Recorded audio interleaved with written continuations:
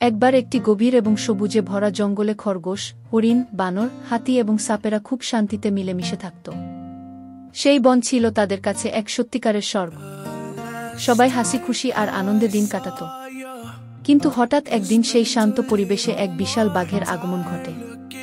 বাঘের গর্জনে পুরো বন কেঁপে ওঠে। তার চোখ দুটো যেন রাগে জ্বলছিল।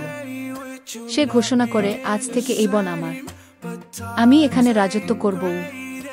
ভয় পেলেও তারা তাদের প্রিয় বনকে রক্ষা করার জন্য একজোট হয়ে লড়াই করার সিদ্ধান্ত নেয়। সবার প্রথমে হাতিটি বাঘের সামনে এসে দাঁড়ায়। হাতির সাথে বাঘের তুমুল লড়াই শুরু হয়। বাঘ যখন হরিণকে তাড়া করে, তখন বানর আর খরগোশ গাছের উপর থেকে তার দিকে ফল আর পাথর ছুঁড়ে মারতে থাকে। সবাই মিলে লড়াই করে বাঘকে দুর্বল করে দেয়। অবশেষে হাতি তার বিশাল সুর দিয়ে বাঘটিকে তুলে দূরে ছুঁড়ে ফেলে দেয়। বাঘ পরাজয় মেনে নেয় এবং ভয়ে সেখান থেকে পালিয়ে যায়। বাঘ চলে যাওয়ার পর বনের আকাশে আবার ঝলমলে রোদ ওঠে। পাখিরা আবার কলতান শুরু করে। সব প্রাণীরা তাদের বিজয়ে খুব খুশি হয়ে আনন্দে নাচতে শুরু করে।